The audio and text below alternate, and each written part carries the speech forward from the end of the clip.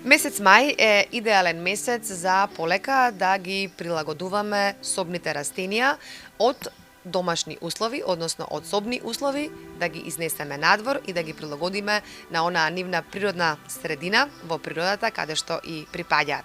Ова утро за начинот на тоа како да се прилагодат собните растенија од зимски на новите пролетно-летни услови, разговараме со Емилија Геневски, која што е љубител на растенија.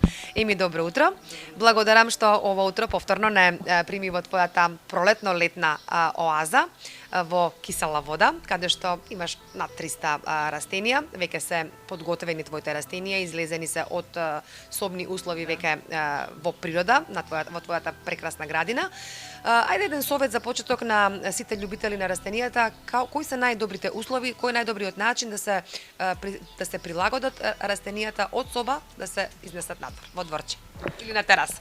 Така, најдобро е да се чуваат надвор растенијата кога овој прелазен период од зима-лето, ако се има услови.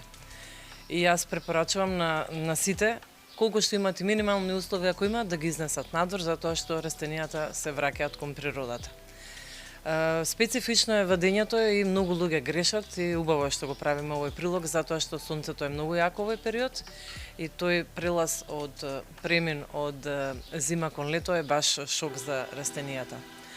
Оваа година имавме многу интересни температури, јас минатата недела ги изодив, па тоа беше трчање, стави, вади малце некои што ми се поосетливи ги внесував пак внатре, меѓутоа повеќето растенија многу добро се адаптираа. Прв пат правам ваков експеримент, инаку чекам да бидат над 12 температурите. Зборуваме за утринските температури. Да, утринските над 12 степени, тие се важни, да, затоа што стварно е голем шок за растенијата. Меѓутоа приметив дека не им сметаше воопшто ладното. Јас се плашев, меѓутоа немаше никаков проблем. Исто како да беше температурата над 15 степени. Еве еден нов момент, нели секоја година нешто ново си учиме. Јас оваа година ризикував, затоа што веќе очајно бараа растенијата да искочат надвор, затоа што условите внатре надвор не може да се споредат. Условите во соба се вештачки услови, а природно си е сепак природно, нели? Твоите се прекрасни зелени растенија. Сега веќе е момент да се изнесат надвор, така?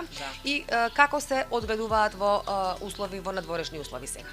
Сега е моментот, да, пошто веќе температурите и нема да паднат по 12 степени. Сега ќе ги советувам сите што имаат собни растенија многу да внимаваат со сонцето. Значи никако да ги извадат на сонце веднаш, треба веќе во полусенка малку, да, постепено, затоа што буквално сонцето ќе ги испржи. Иако е, изборам за истокот, за другите сончеви страни воопшто не ни разговарам, затоа што веднаш ги уништува сонцето растенијата, иако е да речам дека се уште е свежо. Меѓутоа, попладневните температури вчера 28 беше, што стварно е шок за растенијата. Значи, ако можат во полусенка или во сенка 3-4 дена и после постепено на сонце, меѓутоа зборам за исток. Другите источни страни, сем север, не ги препорачувам затоа што горат растенијата.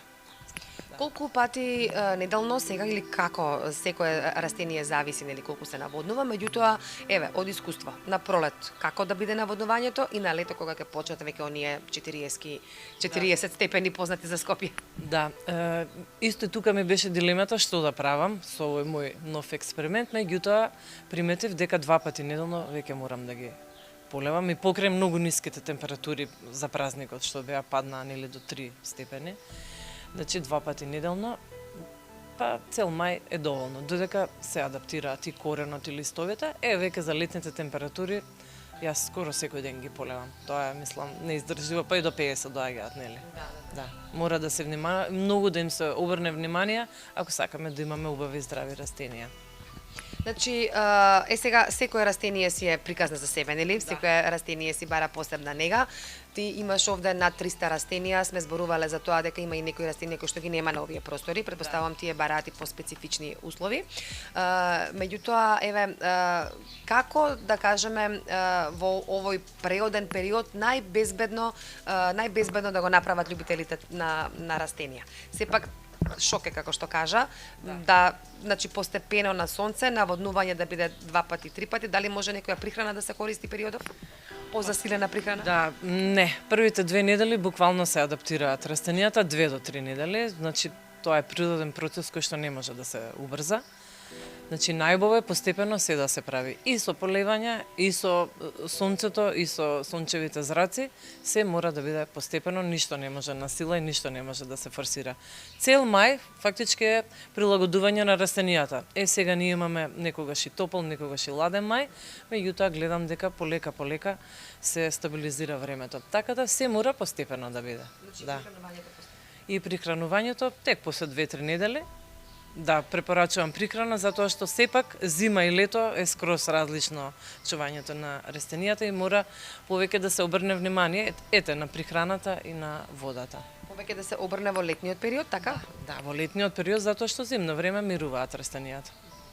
Преживуваат. Летно време веќе живеат, да. доаѓаат во полн сјај. Да, па еве и за една недела веќе скоро сите растенија ми пуштија нови листови и тие што се поретки и тие што се обични, све веќе се развива и се буди, да речам. Само за една недела.